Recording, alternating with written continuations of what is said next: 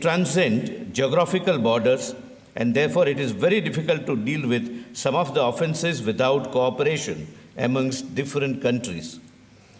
Friends, under the visionary leadership of our beloved Prime Minister, Shri Modi ji, our country has become one of the fastest growing economy in the world and will soon become one of the first three major economic powers under the visionary leadership of our Honorable Prime Minister.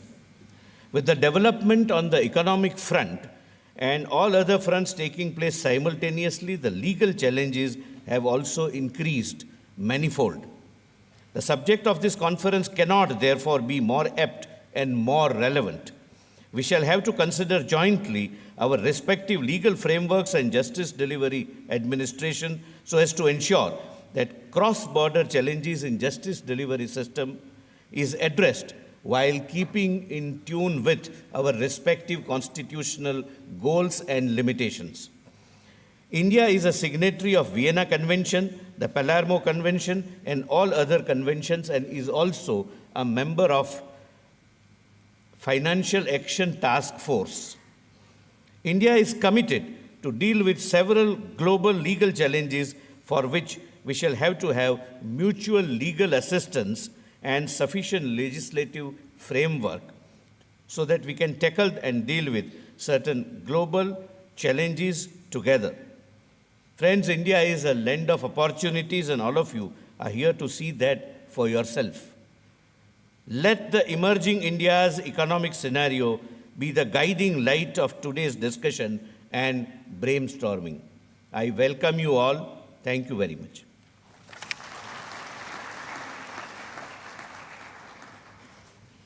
Thank you, sir.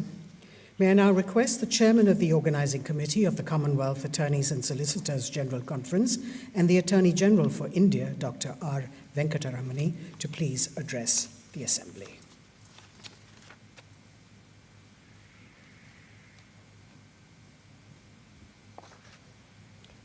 Honorable the Prime Minister Sri Narendra Modi ji, Honorable the Chief Justice of India, Honorable Justice Surya Kant, Honorable Minister for Law and Justice, my dear colleague Tushar Mehta, Learned Solicitor General, the wonderful congregation of judges of Supreme Court and High Courts, academicians, heads of law schools and institutions, the youthful array of students from across the country.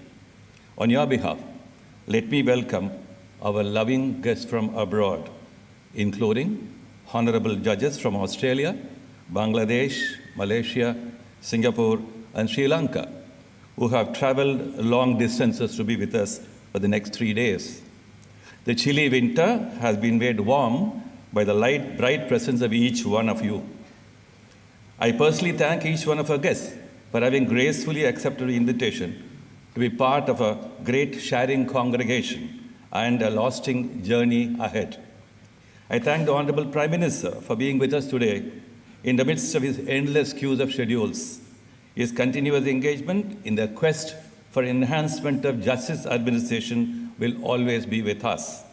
I sincerely thank the warm and vibrant presence of the Honorable Chief Justice of India, who has only one commitment in life, and that is the task of doing complete justice to administration of justice. Indian worldview has always been inclusive. Endeavors like today's conference are to continue on the same voyage of inclusiveness and celebrating diversity.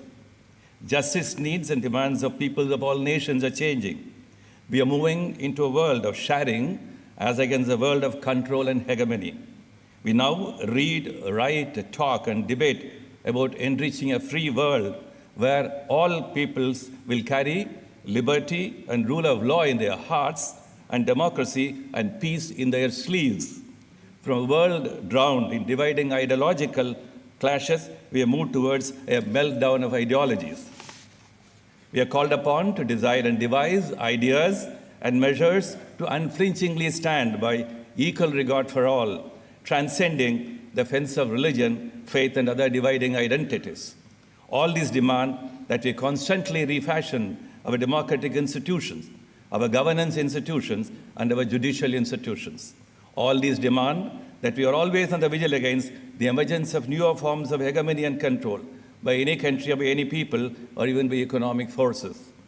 Colonialism has both enslaved and also planted ideas of freedom and transplantation of legal systems. The amalgamation and mergers of legal systems and justice ideas are now our common heritage. The emerging frontiers of technology are like new mind and culture colonizations. They are enabling in as much as they connect and unite all of us. We are here today in many connected ways because of technology. They are challenging in as much as they opened up new doors and windows of control and misuse. In the midst of all this, the old idea of Commonwealth with colonial roots has transformed itself.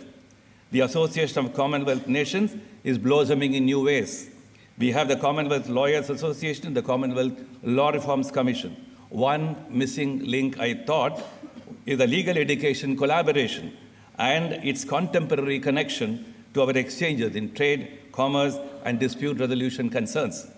There has been no concerted effort in the exchange of ideas in the field of legal education among Commonwealth countries. The experiments India has made in the field of legal education are valuable lessons.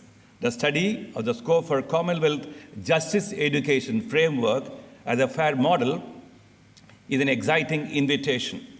This future Commonwealth framework can aspire to be a global standard. India should act as a great stimulant.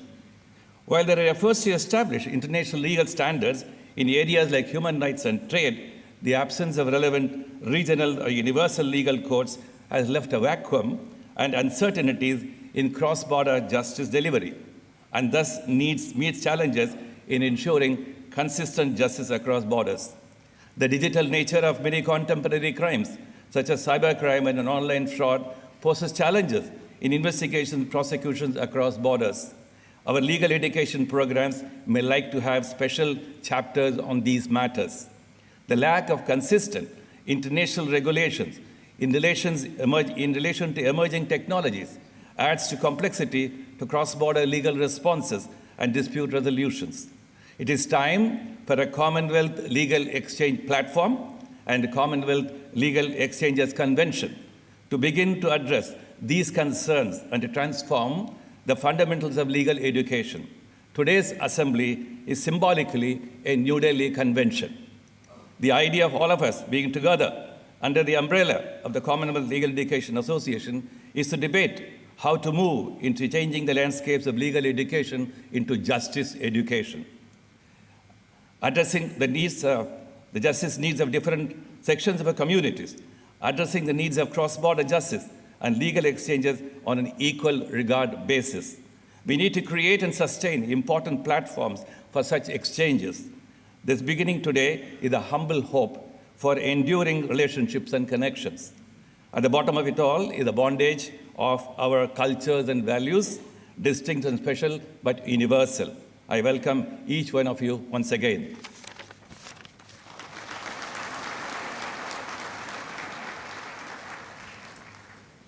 Thank you, sir. May I now request the Honourable Minister of State with Independent Charge for Law and Justice, Government of India, Shri Arjun Ram Meghwal, to please address the august gathering.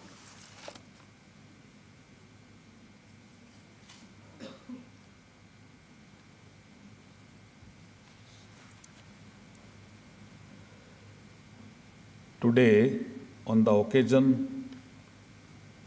this occasion, sitting on the dais, the most popular leader of the world, Yug Naik, Honorable Prime Minister of India, Shri Narendra Modi ji, Honorable Chief Justice of India, Justice Dr. D.Y. Chandrachud Sahab, Honorable Justice Surya Kant ji, Judge Supreme Court of India, and Chief Patron of CLEA, Attorney General of India, Dr. R. Venkataraman ji, Solicitor General of India, Sri Tushar Mehta ji, President CLEA and Senior Professor, Indian Law Institute, Professor S. Shiv Kumar ji, Honorable former and present judges of the Supreme Court, Chief Justice of the different High Court, Attorneys and Solicitor General from the Commonwealth countries, Advocate Generals of all states, other distinguished luminaries, scholars, students, friends from media, and ladies and gentlemen, a very good morning to all of you. It is an honor for me to address this distinguished gathering of the Commonwealth Attorney and Solicitor General Conference 2024 on cross-border challenges in justice delivery with the motto of From Vision to Action, shaping the future of legal education and justice delivery in the Commonwealth nations.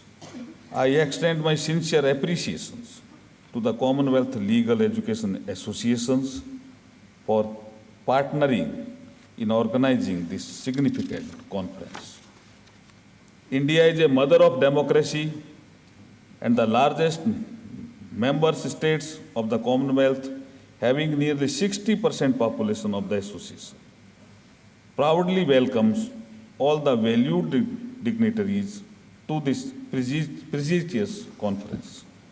This conference is a momentum to reflect upon the evolved role of attorneys and solicitor generals in the larger arena of good governance, architecture, and their purposeful role in the upcoming future.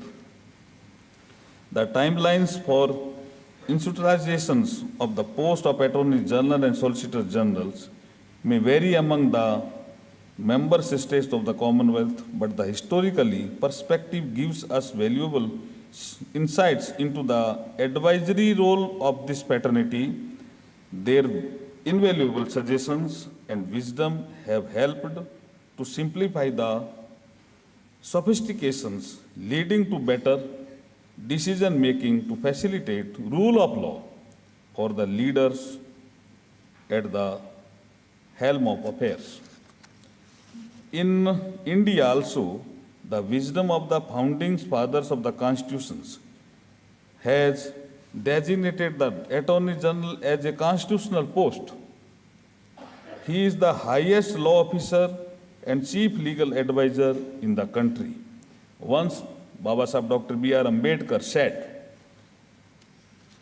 I am firm enough to say civilization cannot exist without advocate.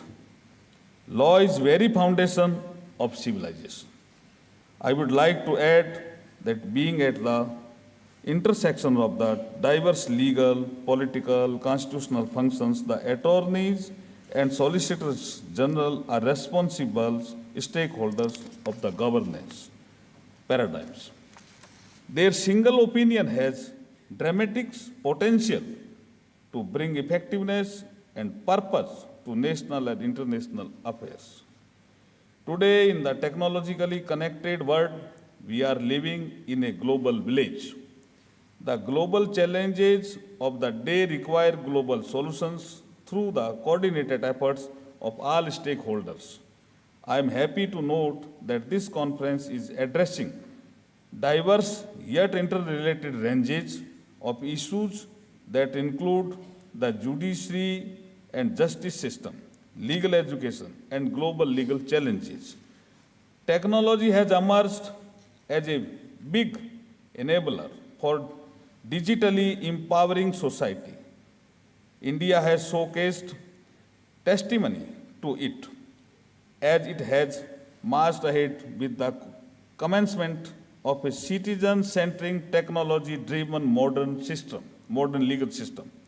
Telelaw, Nyay Setu, Phase 3 of E-Code project are transforming the judiciary by setting up digital, paperless, and smart courts.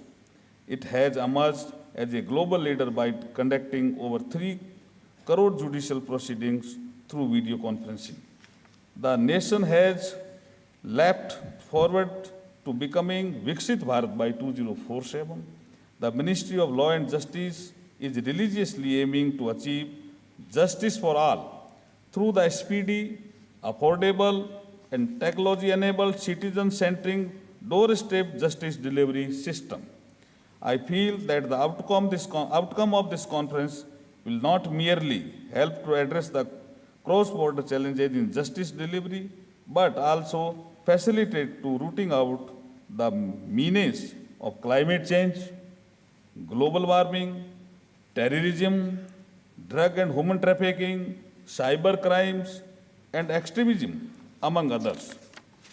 The course correction in the justice delivery system has resonance in every space of human life.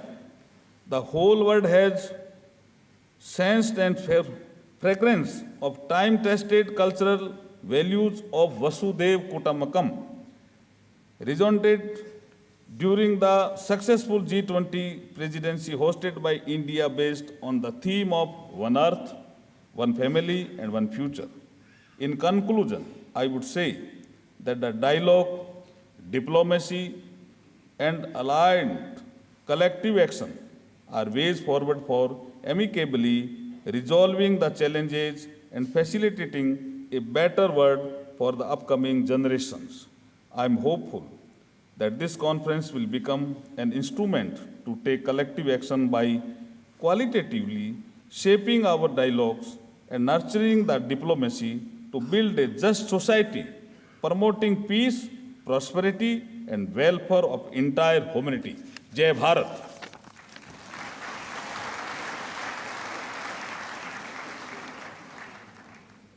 Thank you, sir.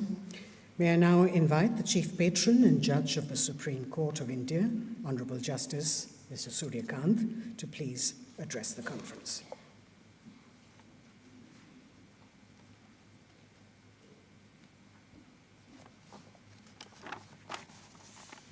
Honorable Prime Minister of India, Shri Narendra Modi ji, Honorable Chief Justice of India, Dr. Justice D.Y. Chandrachud, my esteemed brother and sister judges from the Supreme Court of India, Honorable Minister of Law and Justice, Shri Arjun Ram Meghwal ji, Learned Attorney General for India, Dr. R. Venkatraman, Learned Solicitor General of India, Mr. Tushar Mehta, Honorable judges from the Federal Court of Malaysia, Federal Court of Australia, Supreme Court of Bangladesh, Supreme Court of Sri Lanka, Chief Justices and judges from different high courts, learned Attorney Generals, Solicitor General, and law officers from various Commonwealth jurisdictions, Professor Dr. S. Shiva Kumar, President, Commonwealth Legal Education Association, senior advocates and members of the Supreme Court Bar Association, learned Vice Chancellors, jurists, academicians, delegates, representatives, distinguished guests, Advocate Generals, and other law officers of the state governments, and my dear law students. It's my proud privilege to welcome all the esteemed dignitaries gathered here today for gracing the Commonwealth Attorneys and Solicitor General Conference 2024. Their presence and unwavering support of this august gathering has added immeasurable value to the success of this momentous occasion. I extend my heartiest congratulations to Learned Attorney General for India, Solicitor General of India, and the Commonwealth Legal Education Association for this collaborative initiative and for having organized this event so seamlessly. The Commonwealth Legal Education Association, which I represent as its chief patron, stands as a beacon for advancing high standards of legal education. It is committed to socially relevant and professionally impactful legal education by fostering the development of legal curriculum, supporting law schools in preparing for the evolving professional demands, and promoting continuing legal education. The association contributes to the overarching goal of enhancing legal practices within the Commonwealth. The theme of 2024 conference is Cross-Border Challenges in Justice Delivery, which addresses the complexities of our interconnected world. It allows us to navigate the intricate legal landscapes that transcend national boundaries. This conference will be an illustrious platform for diverse stakeholders within the Commonwealth to realize the importance of collective wisdom and inclusivity. In light of our shared history and the subsequent trajectory of our development, we must unite collaboratively, jointly hand to traverse the journey of progress together. India stands proudly at the forefront, embodying a commitment to shaping the discussions and outcome of this significant event through its rich legal heritage. This conference aims at bringing together legal luminaries, scholars, and practitioners in an effort to translate visionary ideals into tangible actions. Its true significance lies in encouraging substantive discussions on pressing legal issues, promoting mutual understanding of legal mechanisms in the Commonwealth nations, and strategically charting the path forward for the evolution of legal education and justice systems. The presence of outstanding jurists from 30 jurisdictions also represents a unique opportunity to synthesize diverse perspectives and thus becoming a catalyst for transformative change within the Commonwealth legal domain. The motto of the conference, "From Vision to Action, Shaping the Future of Legal Education and Justice Delivery in the Commonwealth Nations," captures the very ethos of the event and highlights its role in tracing the course of legal education and justice delivery within the Commonwealth and beyond. It reflects the proactive stance of the conference, emphasizing actionable strategies. It also underscores the commitment of the Commonwealth nations to spearhead legal innovation, adapt to evolving challenges, and build a future where legal education is robust, justice is accessible as well as affordable, and the rule of law prevails. The 4 technical sessions will lead us to deliberate on the complex correlation between legislative structure and the administration of justice. The topic, "Legal Framework and Advocacy in Justice Delivery," will highlight the need for harmonizing legislative contours while recognizing the interplay that influences the very fabric of justice. The session on judiciary and justice in a changing world prompts us to ponder on the dynamic shifts in the role of judiciary in this ever-evolving world. The judiciary has never been static. It is a living, breathing entity in transition. Bridging the divide in access to justice becomes paramount when we address the disparities that persist in our pursuit of a more equitable legal system. Our focus is to understand these challenges and resolve solutions for strengthening a judiciary that mirrors the values of justice, accessibility, and fairness. Our discussion on global legal challenges and institutional resilience will focus on the cross-border challenges in the justice delivery system. Tackling transnational crimes and enhancing institutional capacities become imperative aspects of our discourse. These deliberations will certainly fortify our institutions, enhance their adaptability, and craft strategies that transcend borders in our pursuit to a more just and secure world. In the last and perhaps the most crucial session would be transporting legal education for the future, a roadmap which propels us into the future, envisioning the transformation and reimagination of legal education, contemplating its role in molding the future of our profession. Rethinking legal education is not an empty exercise, but is a vision statement. It is a strategic guide that would fashion future generations of legal practitioners. This discourse is not only to understand the challenges, but to actively contribute to the evolution of legal education, which is coherent within the framework of 21st century. I firmly believe that the technical sessions will extend beyond dialogue and serve as grounds for inspiration, innovation, and commitment. Through our shared insights, experiences, and solutions, we will surely compose a new legal regime towards a unified legal mechanism that stands poised for the glimmering future. Our challenges are formidable, but so is our spirit. Together, we will strive to create a future where justice knows no boundaries, legal education transforms minds, and our institutions stand resilient in the face of global challenges. Let our discussion be insightful, collaborations fruitful, and our collective journey lead the way for an equitable and effective global justice system. I wish you all enriching deliberations, insightful interactions, and a conference that leaves an enduring mark on the landscape of justice delivery. Thank you very much. Jai Hind.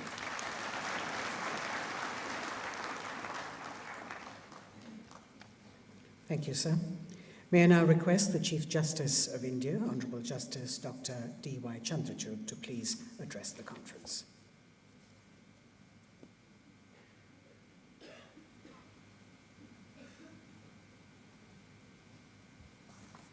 Namaskar.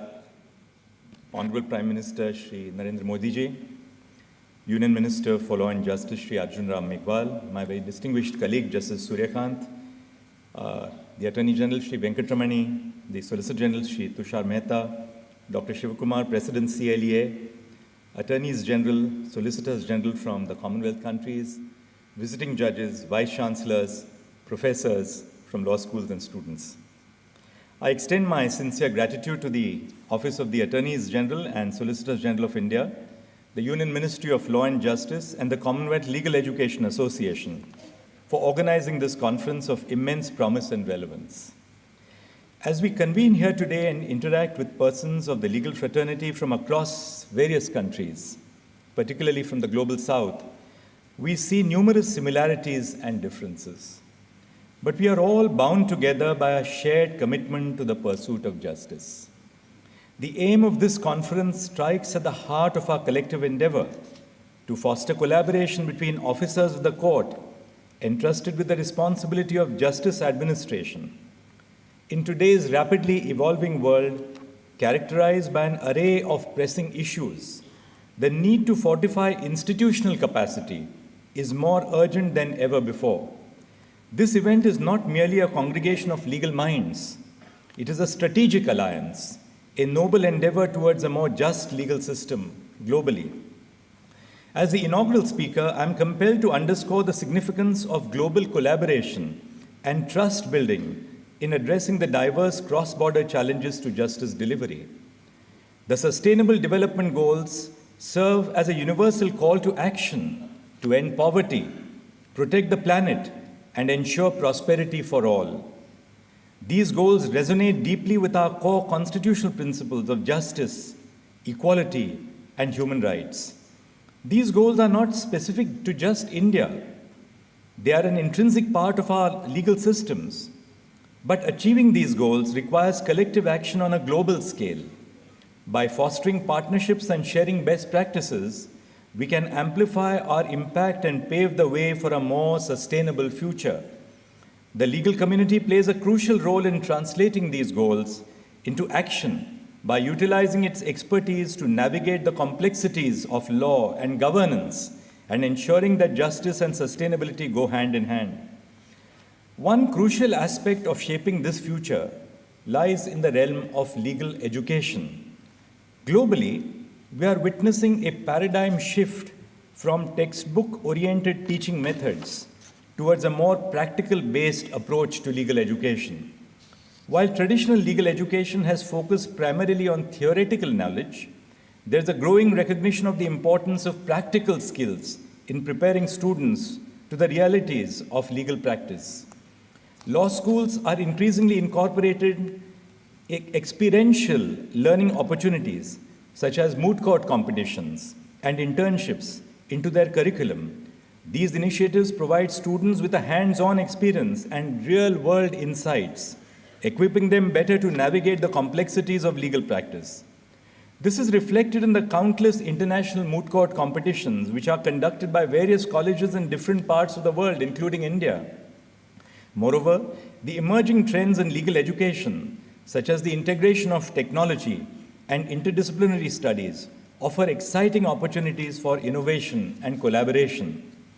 However, as we strive to modernize legal education, we must also confront the question of equitable access to legal education.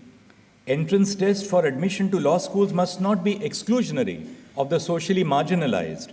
We must ensure that our admissions processes are fair, transparent, and inclusive. This necessitates a holistic approach towards admission and recruitment that considers not only academic performance, but also factors such as socioeconomic background, diversity, and life experiences. Courts not only refer to the jurisprudence evolved by courts of other jurisdictions while deciding questions of constitutional importance, but also refer to the best practices on the administrative side. In the past year, the Supreme Court of India has hosted members of the E-Committee of the UK courts and judges of countries across the world, belonging particularly to the Shanghai Cooperation Organization, SCO countries, where we discussed the best practices for the administration of justice. Our interactions range from discussions on the interface of technology and justice delivery mechanisms and the presence or absence of statutory timelines for pronouncement of judgments once they are reserved by judges. I remember that when I drafted the white paper on reforms to the clerkship recruitment process in 2021 of the Supreme Court, before I took over as Chief Justice of India, my team of judicial law clerks and I studied the process of recruitment of law clerks in various jurisdictions. We identified the best practices in various countries and proposed a reform of the process which would ensure equality and increase diversity of applicants. At this conference, focused on law officers, it is pertinent to consider their pivotal role in upholding the ethics in legal practice. Law officers serve as a primary point of contact between the courts and the government, representing not only the government as an institution, but also the various departments and officials within it. The Attorney General and the Advocates General are posts envisaged under our Constitution. Several other law officers also represent the Union and the states, including the Solicitor General, Additional Solicitor General, Additional Advocates General for the states. The Supreme Court has repeatedly emphasized that law officers and professionals should not only assist the administration of justice, but also uphold the honor of the legal profession through exemplary conduct from both within and outside the courtroom. Ethics in legal practice encompass a wide range of principles, such as offering valuable insights into decision-making. Virtue ethics, for instance, underscores the importance of cultivating moral character and pursuing excellence in every aspect of legal work. In the context of the legal profession, this translates into a commitment to integrity, honesty, and professionalism in all endeavors. A crucial aspect of executive accountability rests on the ethical conduct and responsibility of law officers, who function not only as representatives of the government, but also as officers of the court. The eminent jurist, Nani Palkhiwala, wrote to Mr. Soli Sorabji on his appointment as Attorney General for India, and he said, "The greatest glory of the Attorney General is not to win cases for the government, but to ensure that justice is done to the people." Law officers bear a greater responsibility in upholding ethical standards compared to private practitioners, given their role as guardians of the rule of law. An exemplary figure in this regard is the late Soli Sorabji, a former Attorney General, who during his tenure demonstrated a commitment to justice by advising the Union when it lacked a valid legal case. It is imperative that law officers remain impervious to the polity of the day and conduct themselves with dignity in court, ensuring the integrity of legal proceedings. Simultaneously, we need to recognize the significance of cultivating a shared commitment to justice.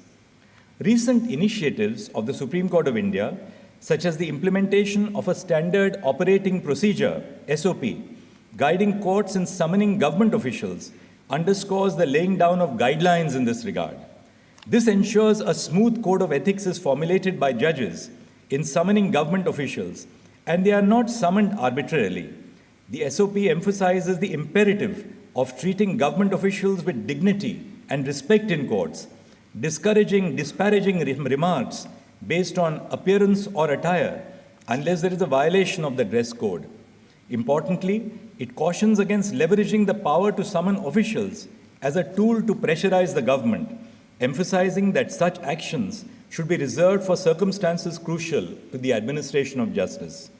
This collaborative approach involving legal officers, government officials, and the judiciary reinforces the ethical underpinnings of executive accountability while fostering a culture of mutual respect and cooperation within the justice system. Finally, as we stand at the intersection of tradition and innovation, technology emerges as a powerful force for justice. While it promises to enhance the speed and accessibility of justice, we must navigate carefully. The deep-seated structural and financial hierarchies within our societies in the global south demand consideration to ensure that technology does not inadvertently precipitate existing problems. Modernizing courtrooms and facilities is as crucial as bolstering overall infrastructure, ensuring that technology serves to enhance transparency and accountability and not to perpetuate opacity and inequality. Technology should bring about a transformation, not just automation. Dr. B.R. Ambedkar, the architect of the Indian Constitution's insight that law and order are the medicine of the body politic, and when the body politic gets sick, medicine must be administered. This underscores the importance of thoughtful administration, especially when introducing technological innovations in the legal system. The e-courts project, for instance, aims to leverage technology to improve access to justice for all citizens. However, we must ensure that technological solutions are designed keeping in mind equity and inclusivity, taking into account the diverse needs and capabilities of all our stakeholders. In closing, let us embrace the challenges before us with optimism and resolve. Together, we can forge a future where justice knows no bounds and where the rule of law reigns supreme. Thank you. Namaskar.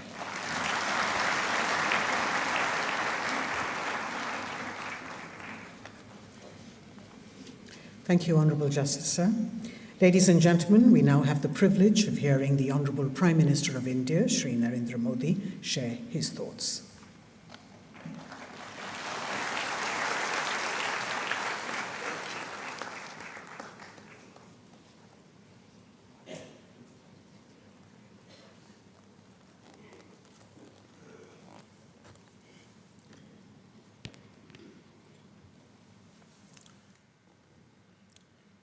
Distinguished legal luminaries, guests from various nations across the world, and members of the esteemed audience, my greetings to all of you. Friends, it is a pleasure to inaugurate this conference. I'm happy that leading legal minds from across the world are here.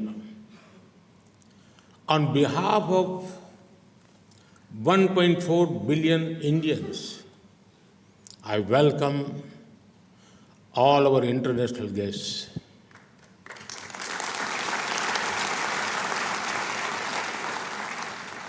I urge you all to experience incredible India to the fullest. Friends, I'm told that there are many friends from Africa here. India has a special relationship with the African Union. We are proud that the African Union became a part of the G20 during India's presidency. This will go a long way in addressing the aspirations of the people of Africa. Friends, in the last few months, I have interacted with the legal fraternity on many occasions. A few days ago, I was at the celebration of 75 years of the Supreme Court of India. Last September, in this very location, I came to the International Lawyers Conference.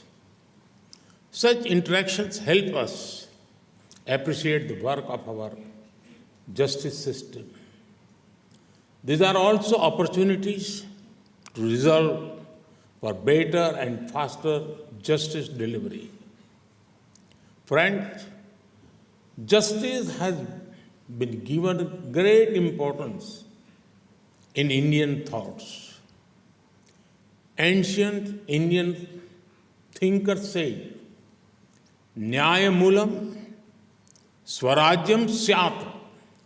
It means justice is at the root of independent self-governance. Without justice, even the existence of a nation is not possible. Friends, The theme of this conference is cross-border challenges in justice delivery. In a highly connected, rapidly changing world, this is a very relevant topic. Sometimes, ensuring justice in one country requires working with other countries. When we collaborate, we can understand each other's system better. Greater understanding brings greater synergy. Synergy boosts better and faster justice delivery. Therefore, such platforms and conferences are important. Friends, our systems already work with each other in many domains. For example, air traffic control and maritime traffic. Similarly, we need to expand cooperation to investigation and justice delivery. Cooperation can happen even while respecting each other's jurisdictions. When we work together, jurisdiction becomes a tool to deliver justice, not delay it. Friends, in recent times, the nature and scope of crime have seen radical change. Criminals have wide networks across various countries and regions. They use the latest technology for both funding and operations. Economic crimes in our region are being used to fund activities in other regions. The rise of cryptocurrency and cyber threats are posing new challenges. 21st century challenges cannot be fought with a 20th century approach. There is a need to rethink, reimagine, and reform. This includes modernizing legal systems that deliver justice. This includes making our systems more flexible and adaptable. Friends, when we speak of reforms that need to be focused on making justice system more citizen-centric, ease of justice is a pillar of justice delivery. In this space, India has many learnings to share. In 2014, the people of India blessed me with responsibility of becoming the Prime Minister. Before that, I worked as the Chief Minister in the state of Gujarat. Back then, we decided to set up evening courts. This helped people attend court hearing after their work hours. This gave justice but also saved time and money. Hundreds of thousands of people benefited from this. Friends, India also has a unique concept of Lok Adalat. It means people's court. These courts provide a mechanism to settlement of small cases related to public utility services. This is a pre-litigation process. Such courts have resolved thousands of cases and ensured easy justice delivery. Discussions on such initiatives could be of a great value across the world. Friends, legal education is a key instrument in boosting justice delivery. Education is where both passion and professional competence are introduced to young minds. Worldwide, there is a discussion on how to bring more women into every domain. The first step to do so is to make each domain inclusive at the educational level. When the numbers of women in law schools increases, the numbers of women in the legal profession will also increase. Participants in this conference can exchange ideas on how more women can be brought into legal education. Friends, the world needs young legal minds who have diverse exposure. Legal education also needs to adapt to changing times and technologies. Our focus on understanding the latest trends in crime, investigation, and evidence will be helpful. Friends, there is a need to help young legal professionals with greater international exposure. Our finest law universities can strengthen exchange programs between countries. For example, India has perceived the world's only university dedicated to forensic science. Students, law faculty, and even judges from various countries can be helped to explore short courses here. Further, there are many international institutions related to justice delivery. Developing countries can work together to get greater representation in them. Our students can also be helped to find internship at such institutions. This will enable our legal system to learn from international best practices. Friends, India inherited a legal system from colonial times, but in the last few years, we made a number of reforms to it.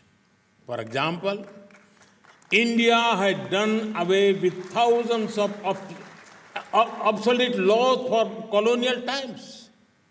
Some of these laws had the potential to become tools of harassment of people. This has boosted ease of living and ease of doing business. India is also modernizing laws to reflect the present realities. Now, the 3 new legislations have replaced more than 100-year-old colonial criminal laws. Earlier, the focus was on punishment and penal aspects. Now, the focus is on encouraging justice. Therefore, citizens have a sense of assurance rather than fear. Friends, technology can also have a positive impact on justice system.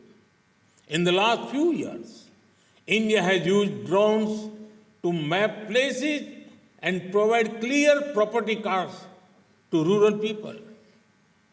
Disputes reduce, the possibility of litigation reduces, and the justice system load decreases, making it more efficient.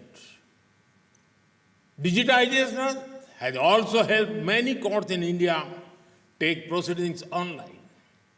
This has helped people access justice even from far-away locations. India is happy to share its learning in this regard with our countries. We are also keen to learn about similar initiatives in other countries. Friends, every challenge in justice delivery can be addressed, but the journey starts with one shared value. We must share a passion for justice. May this conference strengthen the spirit. Let us build a world where everyone has access to timely justice and none is left behind. Thank you. Thank you very much.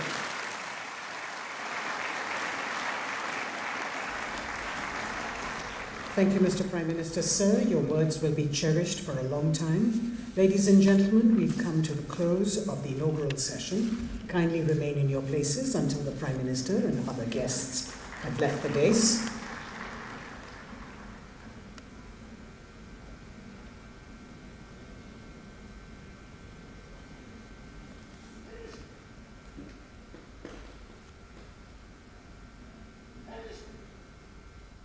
तो दिल्ली के विज्ञान भवन से अभी आप सुन रहे थे